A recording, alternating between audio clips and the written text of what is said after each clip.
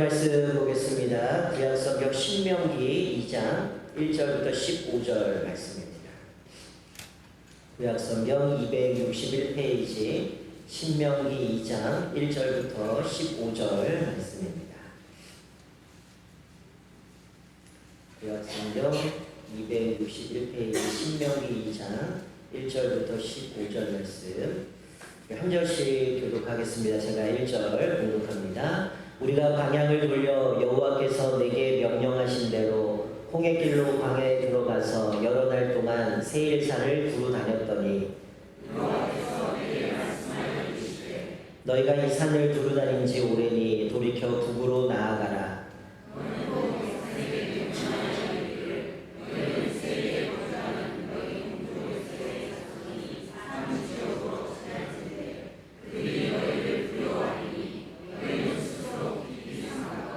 그들과 다투지 말라. 그들의 땅은 한 발자국도 너희에게 주지 아니하리니 이는 내가 세일산을 에서에게 기업으로 주었습니다.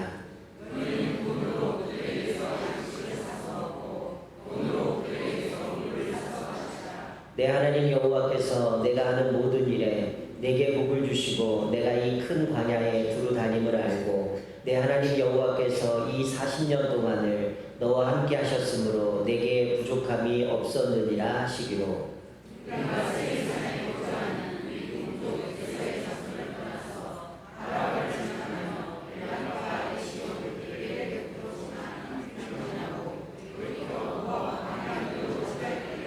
여호와께서 내게 이르시되 모압을 괴롭히지 말라. 그와 싸우지도 말라. 그 땅을 내가 네게 기업으로 주지 아니하리니 이는 내가 롯 자손에게 아르를 기업으로 주었습니다.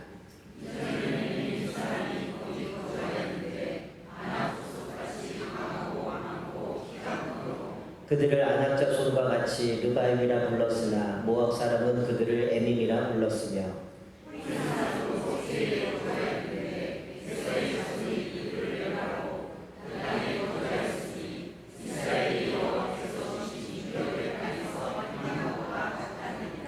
이제 너희는 일어나서 세네 시내를 건너가라 하시기로 우리가 세네 시내를 건넜으니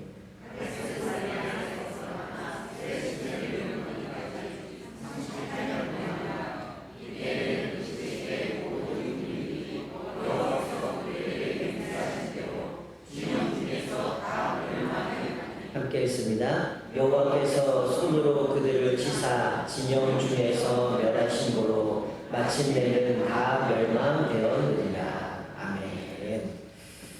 오늘 본문 말씀은 우리가 주일에 살펴본 말씀과 병행 본문으로 우리가 오늘 좀 본문의 말씀을 가지고 하나님이 다스리신다라는 제목으로 좀 말씀을 살펴보도록 하겠습니다. 제가 새벽에도 말씀드렸던 신명기는 이스라엘 백성들이 이제 모압 평지에서 모세가 이제 마지막으로 이스라엘 백성들에게 했던 세 편의 설교를 기록하고 있는 것이 신명기의 말씀입니다.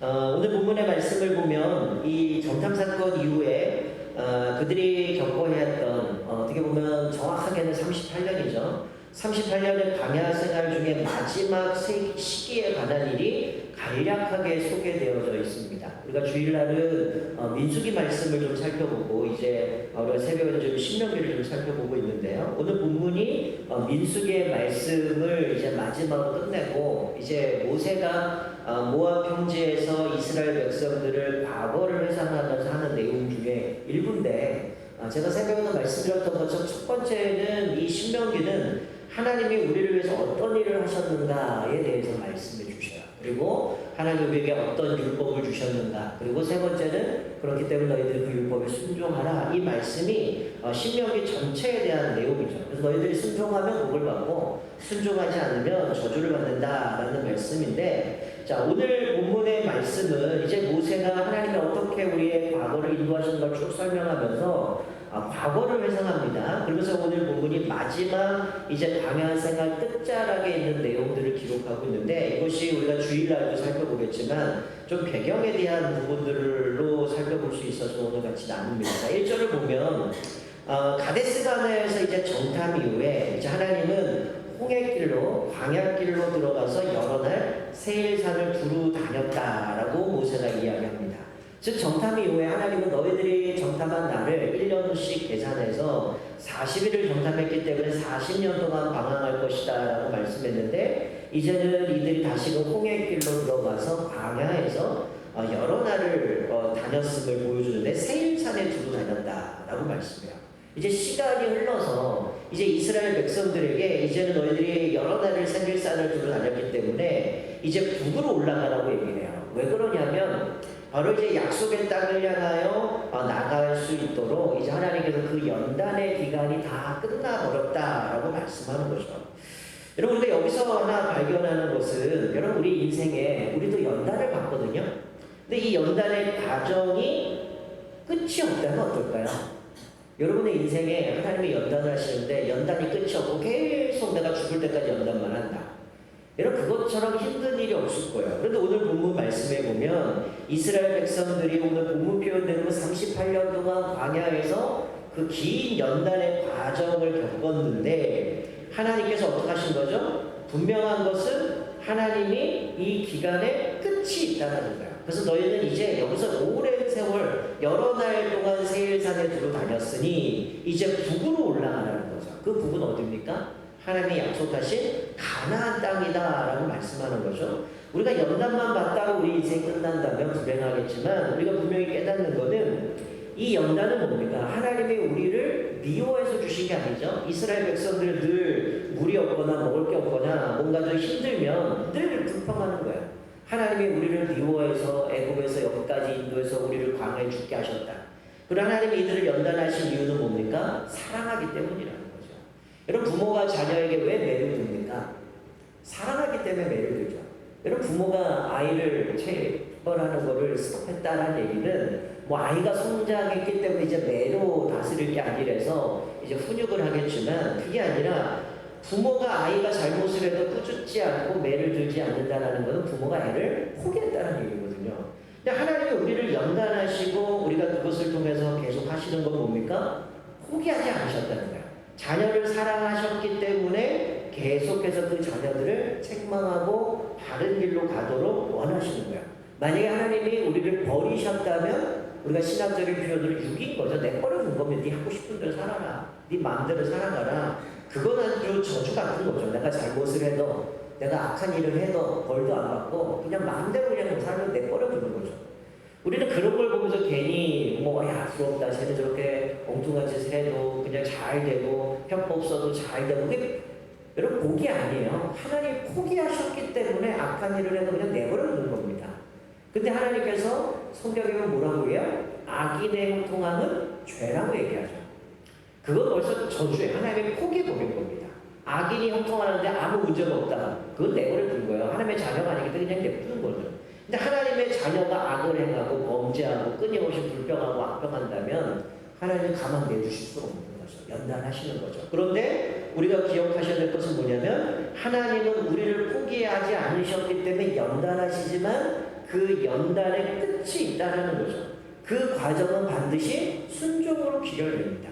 우리로 하여금 하나님 앞에 순종하고 그 말씀에 따르도록 하나님께서 우리를 그렇게 신뢰하게 만드는 과정이 연단의 과정이라는 거죠. 꼭 하나님이 나를 연단하시고 계시다면 우리가 하나님을 온전히 신뢰하고 순종으로 나아갈 때 하나님께서 그 연단의 과정을 통해서 우리를 믿음의 사람으로 온전하게 세워가시기를 주님의 이름으로 축원드립니다.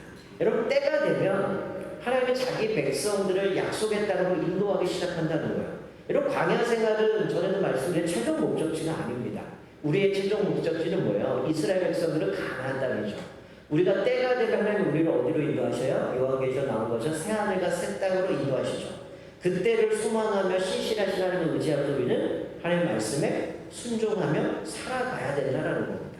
자, 그런데 오늘 본문의 말씀은 좀 우리가 읽으면서 이스라엘 백성에 대한 이야기가 아니라 자꾸만 다른 얘기들이 나와요. 여러분, 오늘 본문에서 하나 깨닫는 건 뭐냐면 하나님은 이스라엘만의 하나님이 아니라는 거죠. 여러분, 이게 참 아이러니한 게, 여러분 예전에 링컨의 그런 아주 유명한 예로가 있죠. 남과 북이 전쟁을 하는데 둘 다 예수 하나님을 믿어요. 그때 링컨 밑에 있던 사람이 그런 얘기를 하죠. 하나님이 우리 편에 있었으면 좋겠습니다. 여러분, 재밌는 건 저쪽도 기도하고 이쪽도 기도한다는 거예요. 링컨이 뭐라고 얘기해요? 하나님이 우리 편이 아니라 우리가 하나님 편에 서야 될 거네. 이런 얘기를 했거든요.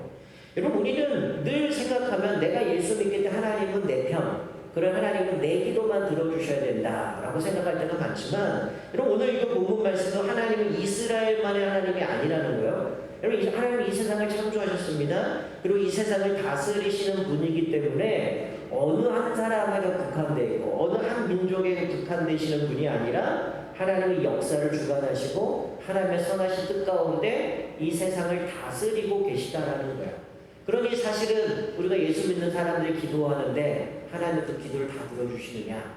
여러분, 하나님 그 기도를 들으실 때 어떻게 하시겠어요? 하나님의 뜻에 맞아야 하나님 응답해 주시겠죠.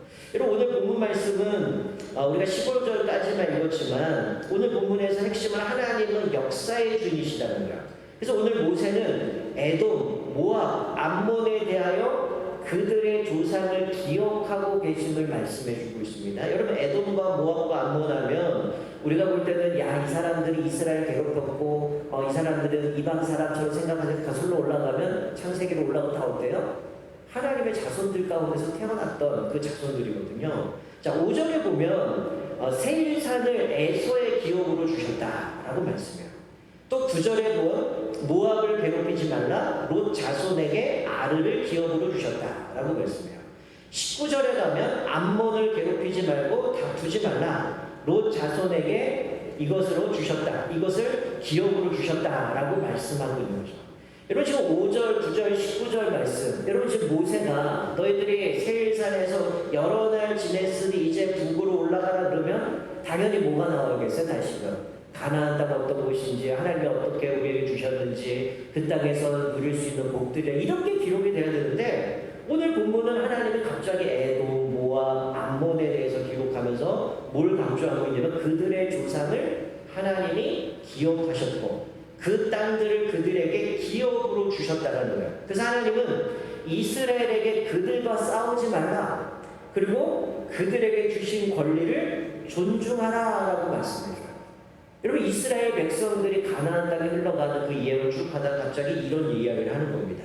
여러분, 세일산은 에서에게 기업을 주셨고 모압과 암몬은 잘 아시잖아요. 롯의 두 딸이 이제 소돔과 고모라 멸망 이후에 우리는 주변에 남자도 없고 이제는 우리가 더 이상 자식을 잉태할 수 없으니 어떻게 해요? 아버지한테 술 먹여갖고 자식을 낳은 게 모압과 암몬이잖아요. 근데 하나님은 그들에게도 기업을 주셨다는 거예요. 그것을 하나님 앞에서 모세가 이것들을 이야기하고 있는 것은 뭐냐면 하나님께서 이들에게 주셨던 그 권리, 이들에게 주셨던 그것들을 기억하시고 보호하고 존중해 주신다면 당연히 이스라엘 백성들에게는 어떻겠어요?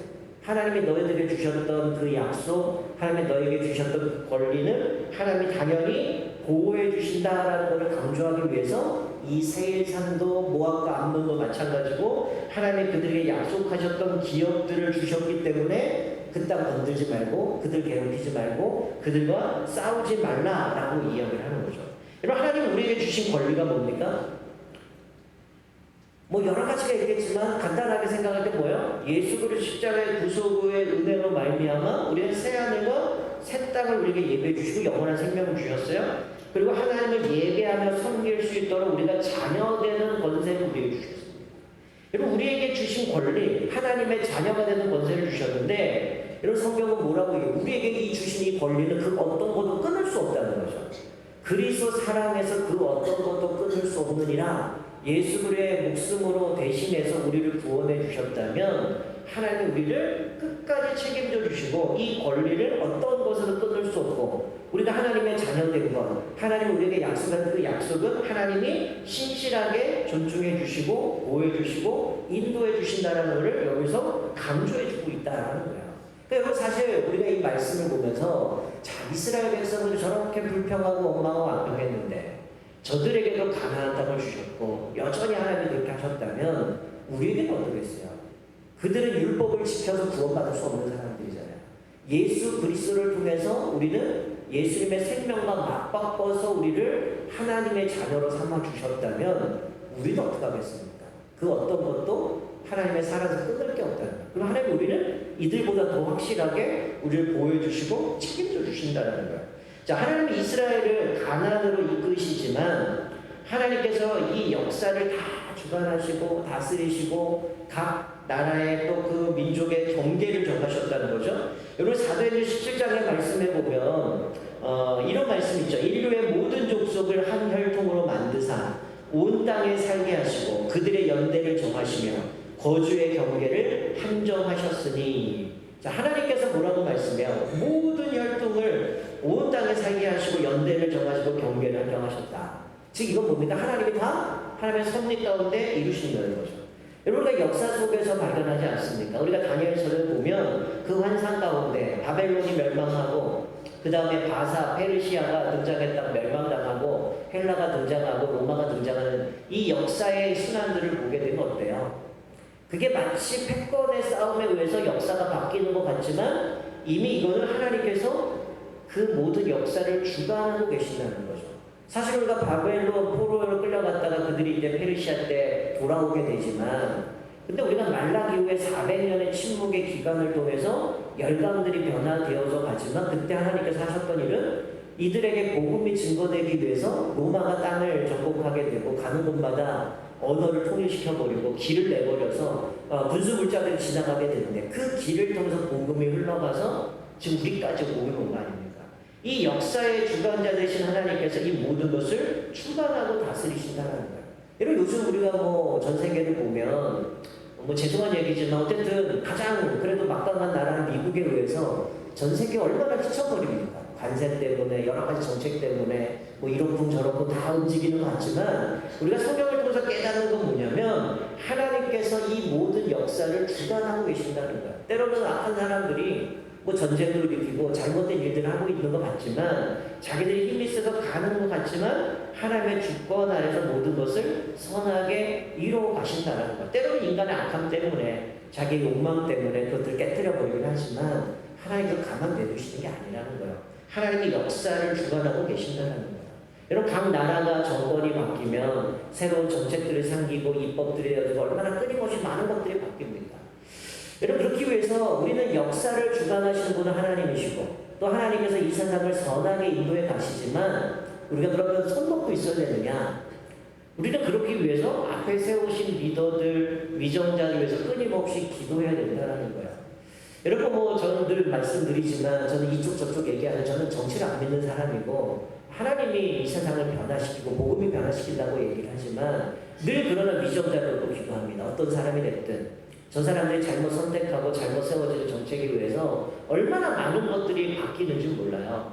여러분, 얼마 전에 어떤 일이 있었냐면 뭐 아내가 어린이집 원장이다 보니까 어린이집 원장들을 직무교육을 합니다. 그 원장들을 모아가지고 교재를 갖고 교육을 받아서 어린이집에 가면 교사들이 학생들, 아이들에게 이렇게 가르쳐야 된다라고 하는데 최근에 이 어떤 충격적인 나왔냐면 원장들이 교육하는 부분에서 가정에 대한 부분이에요. 물론 이게 동성에 대한 부분인데 그 원장 직무교육 내용에 뭐가 들어가 있냐면 정상적인 가족의 부에 이게 들어가 있어요. 동성부부, 트랜스젠더 부모를 정상적으로 가족으로 넣어서 이것을 교사들에게, 교사가 아이들에게 이것들을 가정이 이런 거다라는 가르치라고 명시한 교재를 갖고 직무교육을 했어요.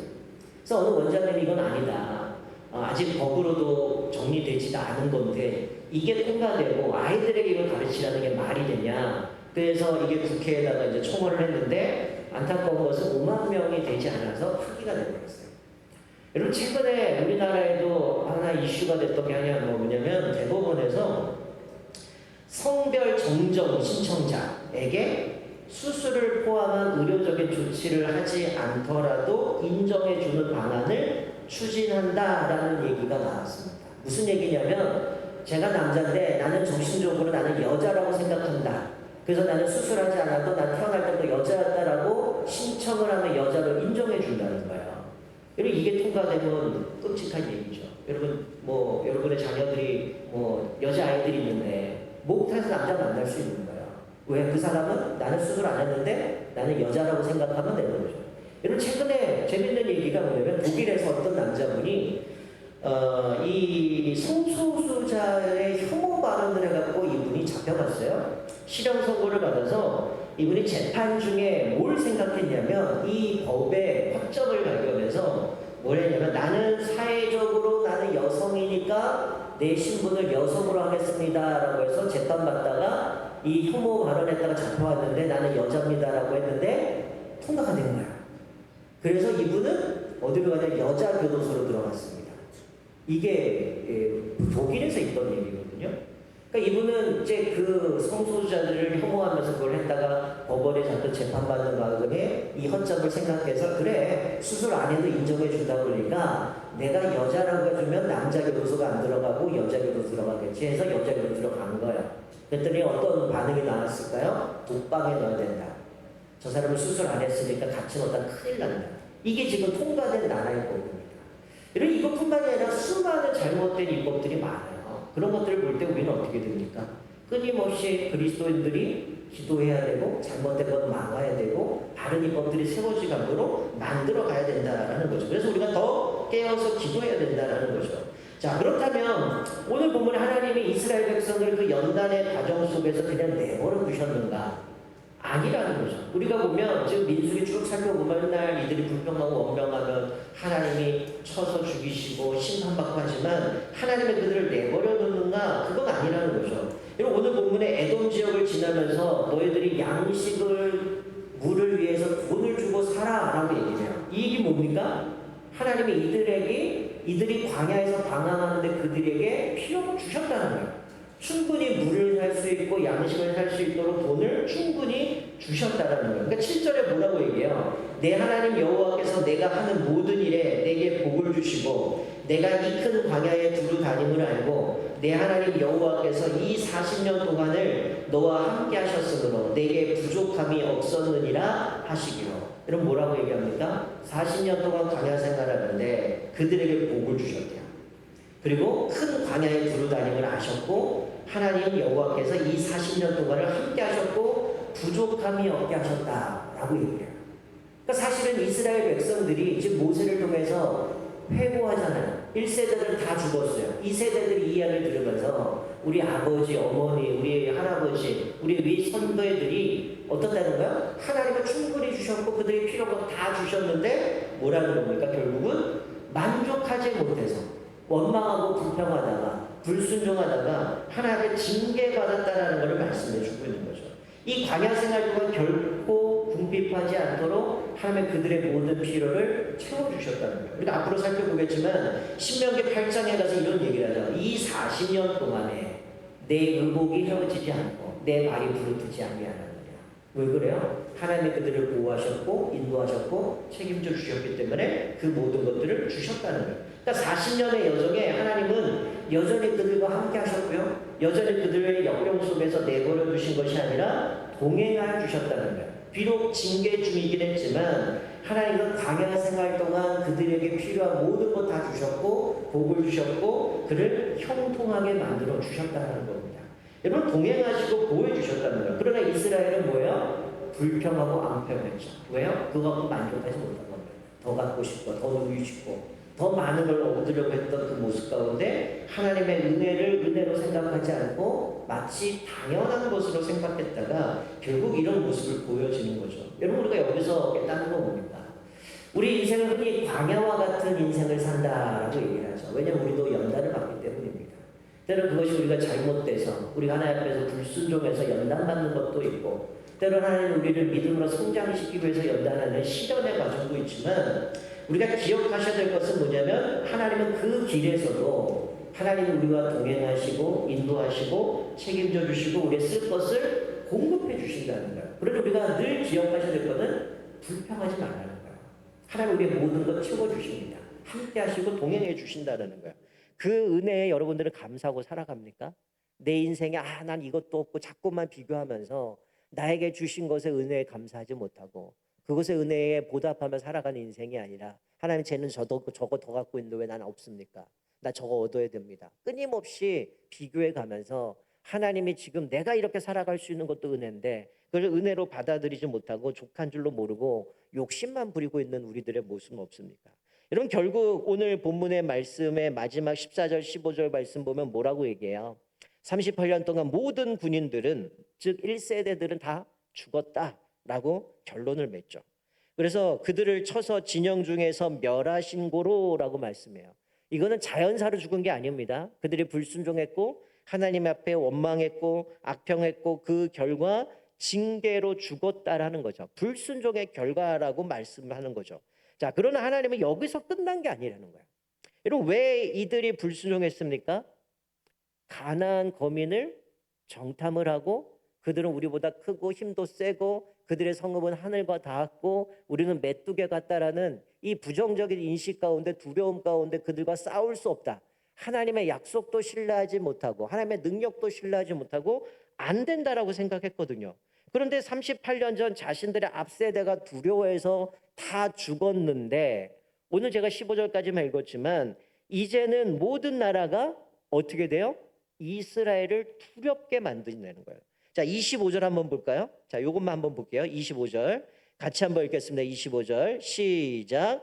오늘부터 내가 천하 만민이 너를 무서워하며 너를 두려워하게 하리니 그들이 내 명성을 듣고 떨며 너로 말미암아 근심하리라 하셨느니라. 자, 뭐라고요? 오늘부터 내가 천하 만민이 너를 무서워하며 너를 두려워하게 하리니 그들이 내 명성을 듣고 떨며 너로 말미암아 근심하리라. 여러분, 1세대들은 그들을 보며 두려워했어요. 근데 하나님은 1세대들을 다 죽고 2세대들을 연단하신 후에 이제 이들이 가나안 땅을 향해 가 나가는데 하나님은 그 40년 동안 이들과 함께 했고 동행하셨고 그들의 필요한 것들을 다 보고를 주셨고 이제 가나안 땅에 들어가는데 하나님은 그들로 하여금 이스라엘을 두려워하게 만든다는 거예요. 역전이 돼버린 겁니다.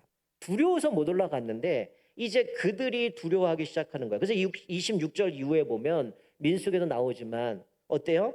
헤스본 왕 시온을 이기게 되죠.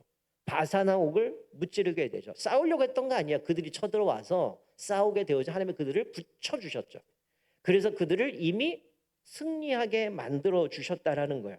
그래서 하나님은 여전히 일하고 계시고 약속한 언약을 신실하게 이루시기 위해서 그들을 인도해 가셨다라는 겁니다. 여러분, 우리가 오늘 본문의 말씀을 통해서 깨닫는 게 뭡니까? 여러분의 인생도 어쩌면 마치 이스라엘 백성들처럼 광야 같은 인생을 살아가요. 때로는 연단을 받습니다. 어렵습니다. 힘듭니다. 세상을 보면 한숨밖에 나오지 않아요. 왜 저럴까? 왜 저렇게 막강한 나라들은 전세 그렇게 자주우지하며 살아갈까?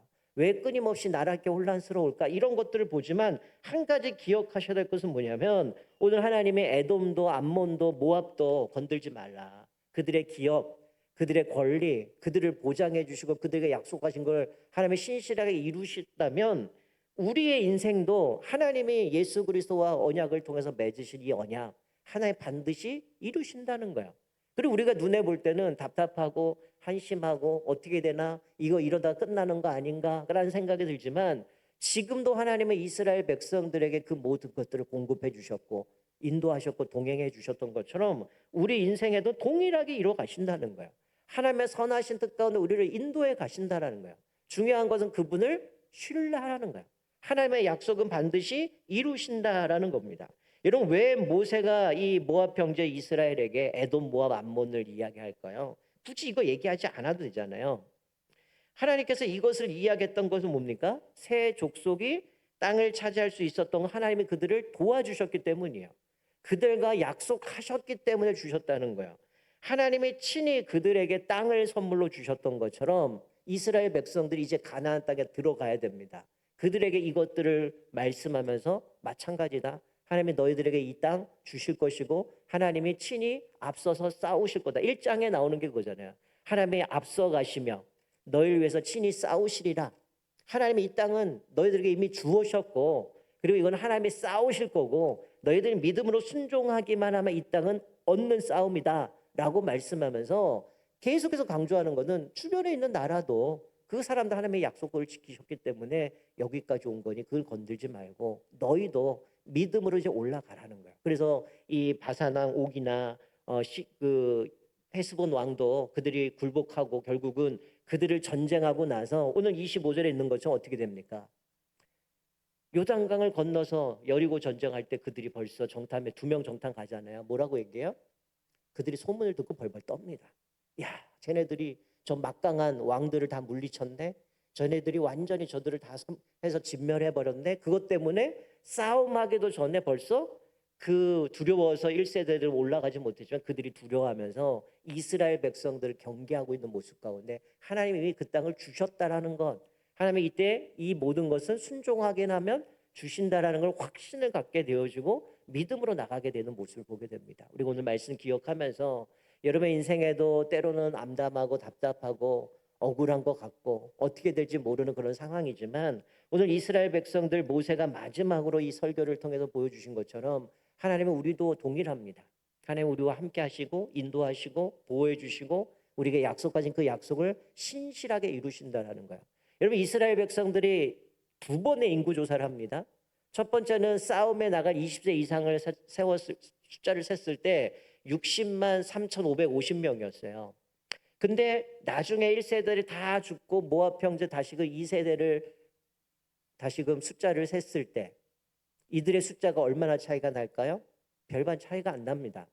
3,000명까지는 안 가고 1,500인가 좀 차이가 나는데 왜 이들의 숫자가 별반 다르지 않게 그대로 존재했을까요? 광야라면 다 죽어 나갔잖아요. 수많은 사람이 죽었잖아요.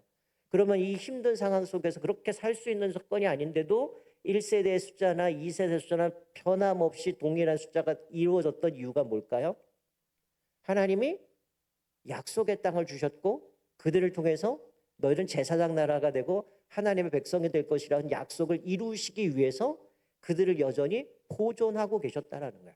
그래서 그들을 통해서 하나님 앞에 그 세우신 그 언약을 이루시기 위해서 그들을 신실하게 이뤄가고 계시다라는 겁니다. 여러분 우리가 오늘 말씀을 기억하면서 여러분의 인생에도 하나님은 변화 없다는 거예요. 하나님이 우리에게 약속하신 그 약속 신실하게 이루시기 위해서 내 삶은 정말 힘들고 환경은 어렵고 모든 것 되는 것 같지 않은 그런 상황이지만 지금도 하나님은 역사를 주관하시고 모든 것을 다스리고 계시다는 거야. 그래서 우리의 모든 길을 예배해 주시고 그 어떤 것도 끊을 수 없는, 그래서 이미 우리에게 복을 주시고 그 땅을 믿음으로 차지하라고 말씀하고 있는 겁니다. 우리가 환경이 어떨지라도 그걸 바라볼 것이 아니라 오늘 말씀을 또 여전히 그들과 함께 하셨고 연단 가운데서도 하나님은 그들에게 필요한 모든 걸 다 채워주셨고 복을 주셨고 그 약속을 이루시는 그 하나님을 바라보면서 내 삶에 아무리 힘들고 어려울지라도 신실하신 하나님, 그 약속을 이루시는 하나님을 바라보면서 날마다 믿음 잃어버리지 않고 믿음으로 주님을 신뢰하면서 날마다 승리하며 살아가는 저와 여러분 되시기를 주님의 이름으로 축원드립니다. 아멘.